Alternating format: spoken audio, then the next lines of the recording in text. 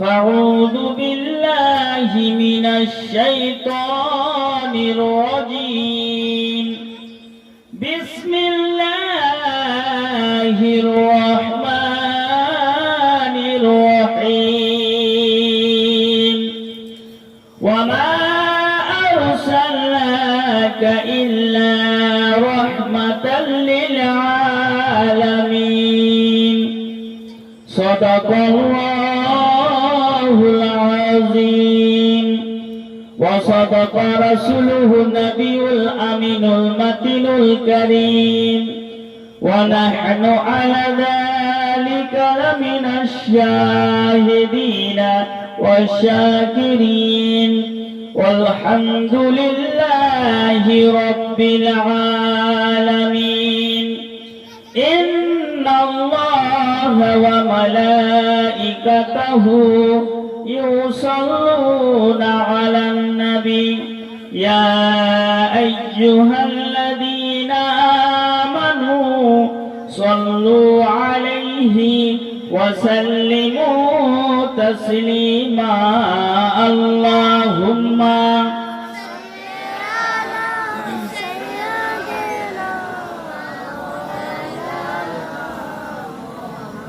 وعلى آل سيدنا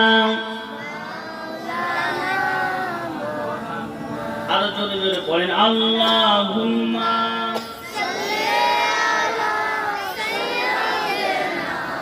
مولانا محمد وعلى آله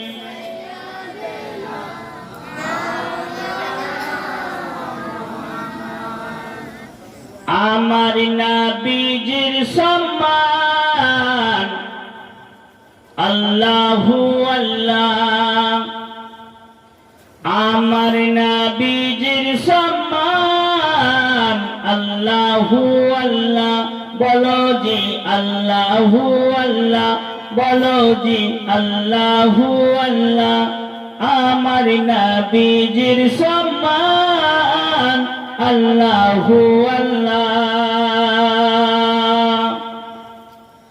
একদিন বুঝে সে নবীজিকে কয় একদিন বুঝে সে নবীজিকে কয় আমার হাতে কি আছে বলো শুনতে চাই নবী বলেন আমি খোদার নবী যে তাই তোমার হাতে কি আছে দিবে পরিচয় শুনো কানে লাগিয়ে হাত আল্লাহু আল্লাহ বলো জি আল্লাহু আল্লাহ বলো জি আল্লাহু আল্লাহ আমার নবীজির সম্মান আল্লাহু আল্লাহ তারপরে ছন্দ একটি হরিণ বাঁধা রয় শিকারীর জালে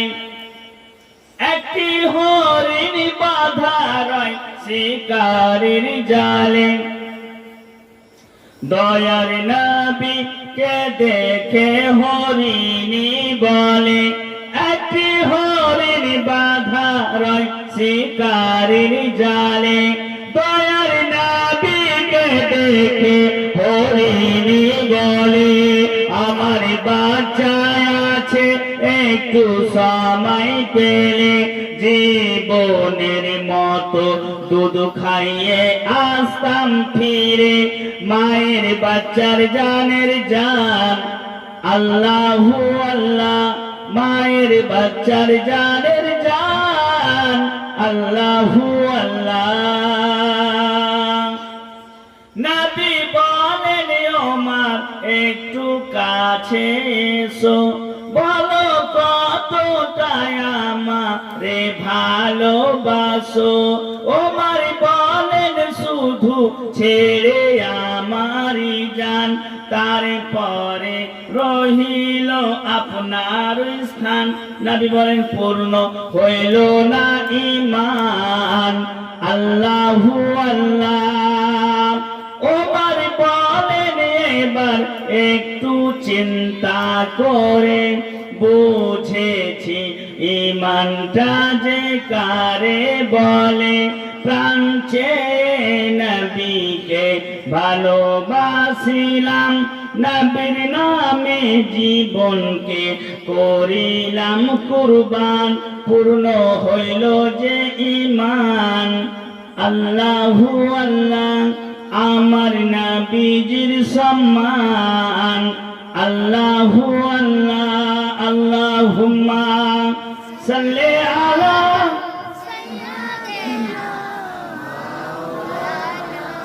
মুহাম্মদ।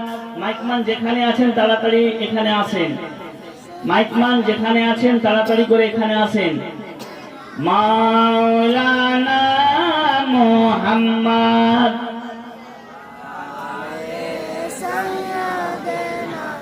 মাওলানা মুহাম্মদ। আর জোরে জোরে পড়ে আল্লাহুম্মা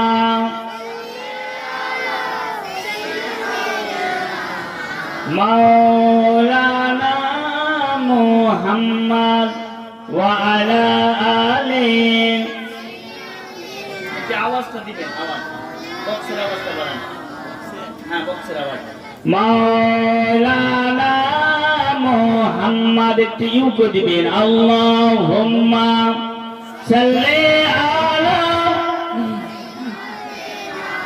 মাওলানা মুহাম্মদ ওয়া আলা আলিহি মাওলানা মুহাম্মদ সাল্লাল্লাহু আলাইহি ওয়াসাল্লাম।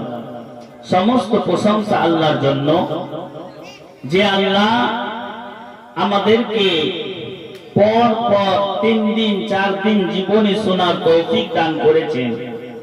তার সাথে সাথে আল্লাহর অশেষ অগণিত নিয়ামত আমরা পেয়েছি।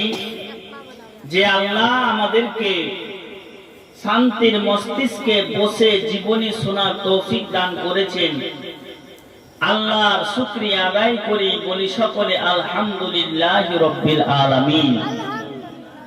তারপরে পরে ধর্মের গুরু আকায়ে নামদার মদিনিয়ে তাজদার জনাবে মুহাম্মদুর রাসূলুল্লাহ সাল্লাল্লাহু তাআলা আলাইহি ওয়াসাল্লামের প্রতি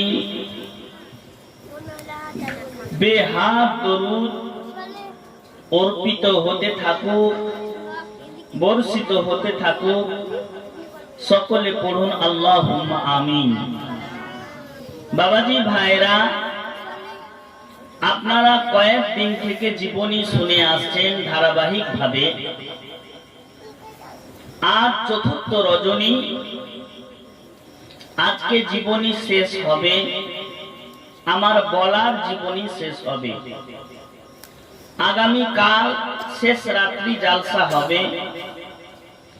বাইরের আরেকজন অতিথি আছে, যার নাম মাওলানা আব্দুল করিম আশরাফি সাহাব, খিচির বন্যা। আপনারা কালকে জালসা শুনতে পাবেন আমার মুখ দ্বারায়।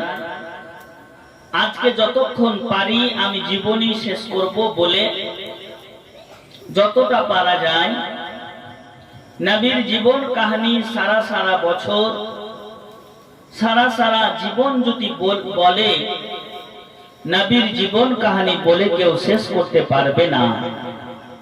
তবে আমার স্টাডি নেওয়ার, আমি যতটা পড়েছি তা সেখান থেকে আমি জীবনী বলে আজকে শেষ নিব, বিদায় নিব। আল্লাহু আজিজ, আল্লাহ যেন আরো বেশি বেশি বলার তৌফিক দান করে। আসি একবার ভক্তি ভরে নবীজিকে দরুদ শরীফের হাদিয়া দিয়ে দিয়ে জীবনী শুরু করি। আল্লাহুম্মা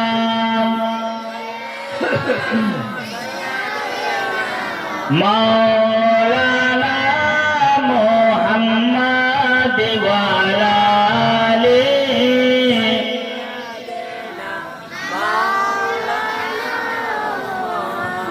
আসমান সুন্দর, জামিন সুন্দর, আরো সুন্দর মদিনা।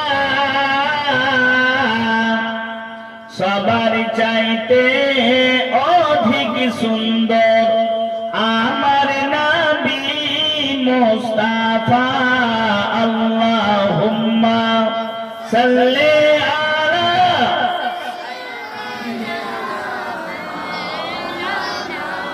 মুহাম্মাদ ওয়া আলা আলি সাইয়্যিদিনা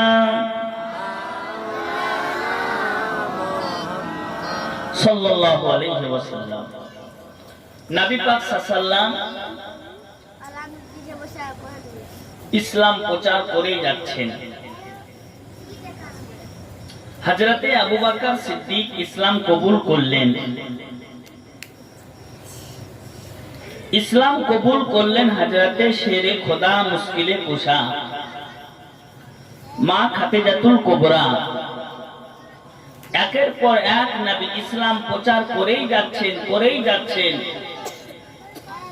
আর কাফেরেরা মুশরিকরা আমার নবীজিকে কষ্ট দিতে শুরু করছে। কেউ উটের ভুঁড়ি নবীর গর্দনে চাপিয়ে দিচ্ছে, কেউ আমার রাসূলুল্লাহকে কষ্ট দিচ্ছে। নবী পাক সাল্লাল্লাহু তাআলা আলাইহি ওয়াসাল্লাম আল্লাহর কাছে দোয়া করলেন, আল্লাহ হামজা এবং আমিরে হামজা আর ওমর ফারুক আর আবু জেহেলের মধ্য থেকে একজনকে ইসলামে তুমি দাখিল করো।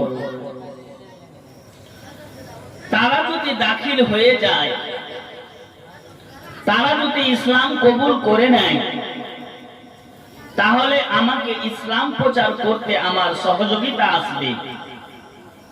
নবী কাকে চাইছেন? ওমর ফারুককে চাইছেন, আমির হামজাকে চাইছেন, আর কয়েকজনকে চাইছেন। আল্লাহ নবীর দোয়া কবুল হয়ে গেল। এদিকে আবু জাহাল আরো কাফেররা সবাই মিলে চুক্তি করে নিল, যেমন করে হোক মুহাম্মদকে মেরে ফেলতে হবে, যেমন করে হোক মুহাম্মদকে শেষ করে দিতে হবে।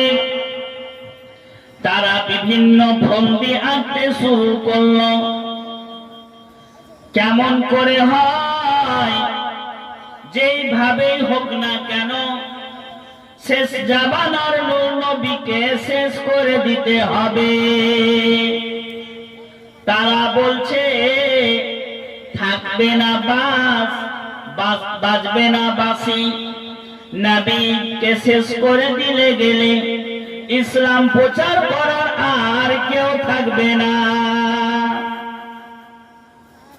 যেমন করে হোক নবীকে শেষ করতে হবে, যেইভাবে হোক না কেন নবীকে শেষ করে দিতে হবে, খতম করে দিতে হবে। আমার রাসূলুল্লাহ সাল্লাল্লাহু তাআলা আলাইহি ওয়াসাল্লামকে মেরে ফেলার জন্য সকল কাফেরেরা যুক্তি করে নিল। কে আছো গো এমন নবীর মস্তকখানা ছেদ করে আনতে পারবে? কে এমন আছো? হযরতে ওমর ফারুক দাঁড়িয়ে গেলেন। ওমর দাঁড়িয়ে গেল তলোয়ার নিয়ে, বলতে লাগলেন আমি পারবো। আমি যতক্ষণ অবধি নবীর মাথা না কাটতে পেরেছি অতদিন অবধি আমি মাথায় তেল দিব না, সাবান মাখবো না। ব্রাদা ও বাবারা, ওমর ফারুক বলছে যতক্ষণ অবধি নবী পাকের মাথাকে না কাটতে পেরেছি অতদিন অবধি আমি গোসলও করব না, আমার স্ত্রীর হাতে খাবারও খাবো না, মাথায় তেলও দিব না। যেমন করে হোক যেভাবে হোক না কেন, দরুদ শরীফ পড়েন। মাইকমান কোথায় আছেন গো? কি হলো বুঝতে পারছি না। যেমন করে হোক না কেন শেষ জামানার নূর নবীকে শেষ করতেই হবে। এটা কিরা করে নিল, ওয়াদা করে নিল ওমর ফারুক। লম্বা তরবারি নিয়ে নিয়েছে, মাঠে ঘাটে ঘুরে বেড়াচ্ছে। ওমর ফারুককে জিজ্ঞেস করা হয়, তুমি লম্বা তরবারি খোলা তলোয়ার খানা নিয়ে কেন ঘুরে বেড়াচ্ছ? ওমর ফারুক বলতেছে, আমি এই জন্য ঘুরে বেড়াচ্ছি, শেষ জামানার নূর নবীকে দুনিয়া থেকে শেষ করে দিব। যেখানে যাচ্ছে একটাই কথা, নবীজি থাকবে না, ইসলাম থাকবে না। আরে নবীকে যেমন করে হয় দুনিয়া থেকে নাস্তানাবুদ করতে হবে। ওমর ফারুকের একজন বন্ধু ছিল, যার নাম নঈম বিন আব্দুল্লাহ। আব্দুল্লাহর ছেলে নঈম। সে নাঈম বলতে লাগলো, ওগে ও ওমর ফারুক, তুমি আগে নবীর কি মাথা ছেদ করতে যাবে, নবীর কি মাথা কাটতে যাবে? আগে তোমার বাড়ির খবরটা রাখো। তোমার বোন আর বহনু ইসলাম কবুল করে নিয়েছে, তুমি নবীর মাথা কাটতে যাবে? আগে নিজের খবরটা নাও। তোমার বোন বহনু ইসলাম কবুল করে নিয়েছে। ওমর ফারুক শোনার পর চমকে উঠল। আরে আমার বাড়িতেই ধরা আছে শত্রু, আমার বাড়িতেই আমার বোন ইসলাম কবুল করে নিয়েছে, আর আমি নবীর মাথা কাটতে যাচ্ছি। আগে বাড়ির লোকটাকে সাফ করব, বাড়ির লোককে কাতাল করব, তারপরে নবীকে কাতাল করব। উল্টা নবীর দিকে না গিয়ে, নবীর বাড়ির দিকে না গিয়ে উল্টা বহনু আর বহিনের বাড়ির দিকে চলে গেল। দরজায় পৌঁছে গেছে, ওমর ফারুক ডাক দিচ্ছে, ফাতেমা। কোন শব্দ নাই। আবার ডাক দিচ্ছে, ফাতেমা। কোন শব্দ নাই। ওমর ফারুক কান লাগিয়ে শুনছে যে তার বোন আর বহনু পবিত্র কোরআন পড়ছেন, সাব্বাহা লিল্লাহি মা ফিস সামাওয়াতি ওয়াল আরদ। কান লাগিয়ে শুনতে শুনতে ওমর ফারুক এবার ডাক দিচ্ছে, ফাতেমা দরজাটা খুল। ফাতেমা সঙ্গে সঙ্গে দরজা খুলে দিল। ওমর ফারুকের বোনের নাম ছিল ফাতেমা। কি নাম ছিল? ফাতেমা। ফাতেমা বিনতে খাত্তাব। খাত্তাবের বেটি ফাতেমা ওমর ফারুকের বোন, ইসলাম কবুল করেছে। দরজা খুলল, বলে, তুই কি ইসলাম কবুল করেছিস? বলে, হ্যাঁ, ইসলাম হচ্ছে শান্তির ধর্ম। নবী পাকের কলমা খানা পড়ে নিয়েছি, লা ইলাহা ইল্লাল্লাহু মুহাম্মাদুর রাসূলুল্লাহ। ওমর ফারুক জোর করে এক চামাটা মারলো তার বোনকে। এমন জোরে মারলো, ফাতেমার কান ফেটে দিয়ে ওমর ফারুকের হাতে রক্ত চলে এসেছে। ওমর ফারুক এমন জোরে চড় মেরেছে তার বোনকে, জীবনে কোনোদিন মারেননি ওমর ফারুক। তার হাতে রক্ত ঝরে গিয়েছে। আবার বহনুর দিকে নজর করলো, তার দুলহা ভাইকেও এমন করে মার দিয়েছে, তাদেরকে অজ্ঞান করে দিল। হযরতে ওমর ফারুক বলতে লাগলো, আমি যে এত মারলাম, আমার বোনকে এত মার দিলাম, আমার বহনুকেও মার দিলাম, কেন ইসলাম ছাড়ে না? এর মধ্যে কারণ কি আছে আমি একটু জেঁচে নি, আমি একটু জেঁচে নি। ইসলাম যে ছাড়ে না, আমি মারছি, মারলাম, ইসলাম কবুল করা ছাড়ে না, কিসের জন্য? হযরতে ওমর ফারুক রাদিয়াল্লাহু তাআলা আরবি ভাষার একজন পণ্ডিত ব্যক্তি ছিলেন। সেই সময় তার বোন এবং বহনু দুইজনে কোরআন শরীফ তেলাওয়াত করছিল। সাব্বাহা লিল্লাহি মা ফিস সামাওয়াতি ওয়া মা ফিল আরদ, এই সূরাটা পড়তেছিল। সঙ্গে সঙ্গে ওমর ফারুক বলতে লাগলো, আমাকে দাও। বোন বলতে লাগলো, না ভাই, তোমাকে দেওয়া হবে না, তুমি এখন কাফের আছো, তুমি এখন মুশরিক আছো, আগে নদী থেকে স্নান করে এসো, আগে উযু করে এসো, তারপরে তুমি এই পবিত্র কোরআনের পারাকে তুমি ধরতে পারবে। ওমর ফারুক রাদিয়াল্লাহু তাআলা আনহু সঙ্গে সঙ্গে চলে গেল, নদীতে স্নান করলো।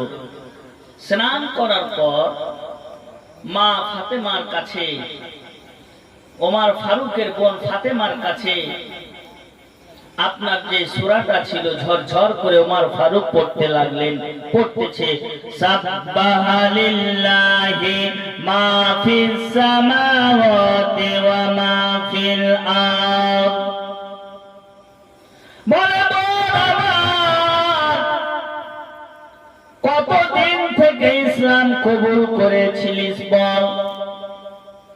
আমি কাফের অবস্থায় ছিলাম, ইসলামকে বুঝতে পারিনি, ইসলামটা কোন জিনিস আমি বুঝতে পারিনি।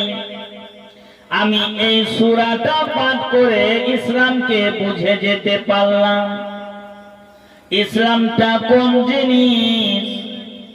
আজকে সূরা পড়ে আমার ভিতরের পরিবর্তন হয়ে গেল, আমার ঈমানের পরিবর্তন হলো। সঙ্গে সঙ্গে বলতে লাগলো, মুহাম্মদ কোথায় আছে? ও বোন ফাতেমা, নবীর কাছে আমাকে নিয়ে চলো, নবী যেখানে আছে সেখানে আমাকে নিয়ে চলো, সেখানে আমি যাব। আল্লাহর নবী তো জাহানের বাদশাহ, আমিনার লাল মরুর দুলাল, আহমদে মুজতাবা মুহাম্মদ মুস্তাফা সাহিবে লাউলাক সাল্লাল্লাহু তাআলা আলাইহি ওয়াসাল্লাম। সেই সময় বাবাজি ভাইরা কয়েকজন সাহাবাকে নিয়ে বসেছিলেন, সাথে ছিলেন আমির হামজা। আমার রাসূলুল্লাহ সাল্লাল্লাহু তাআলা আলাইহি ওয়াসাল্লাম বসে আছেন। আমির হামজা বলতে লাগলো, ওই দেখো ওমর ফারুক চলে আসছে। ওমর ফারুক একটা তলোয়ার নিয়ে চলে আসছে, তলোয়ার খানা নিয়ে চলে আসছে। ওমর ফারুক তলোয়ার নিয়ে চলে আসছে। যেমন করে হোক তাকে রুখতে হবে, তাকে বাধা দিতে হবে, না জানি নবীকে শেষ না করে দেয়, না জানি নবীকে কাতাল না করে দেয়। আমির হামজা বলেন, ওমর ফারুক যদি সহি নিয়াতে আসে, ওমর ফারুক যদি ঠিক নিয়াতে আসে তাহলে ঠিক আছে, আর যদি কোন রকম হামলা করতে আসে আমি আমির হামজা ছেড়ে দিব না। যদি ওমর ফারুক ঠিক নিয়াতে আসে ভালোই ভালো, ওমর ফারুক যদি বাদ নিয়াতে আসে তাহলে আমির হামজা নিজেই বলতেছে আমি ছাড়বো না। নবীজির চাচা আমির হামজা বলতেছে, আমার ভাতিজাকে যদি আক্রমণ করতে আসে তাহলে আমি হামজা বলতেছি ওমর ফারুকের গর্দানকে শেষ করে দিব, তার মাথাকে গর্দান থেকে ছুটিয়ে দিব। ওমর ফারুক নবীর দরবারে চলে আসলো, তলোয়ার খানাকে রেখে দিল। দেওয়ার পর নবীকে বলতে লাগলো, ওগো আল্লাহর নবী দোজাহানের বাদশা, আপনি যে কালমাটা পড়াচ্ছেন সেই কালমাটা আমাকে পড়িয়ে দেন। নবী বলতেছেন, ওমর তুমি পড়ে নাও কালেমায়ে তাইয়্যিবা লা ইলাহা ইল্লাল্লাহ মুহাম্মাদুর রাসূলুল্লাহ। ওমর ফারুক ইসলামে দীক্ষিত হলো, ইসলাম কবুল করলো। আমির হাজ্জাজ আর এদিকে ওমর ফারুক দুইজন মিলে এমন একটা যুক্তি করে নিল, যেমন করেই হোক নবীজিকে, নবীজির সহযোগিতা করতে হবে, নবী পাক সাল্লাল্লাহু তাআলা আলাইহি ওয়াসাল্লামকে সহযোগিতা করতে হবে, আমার নবীকে সহযোগিতা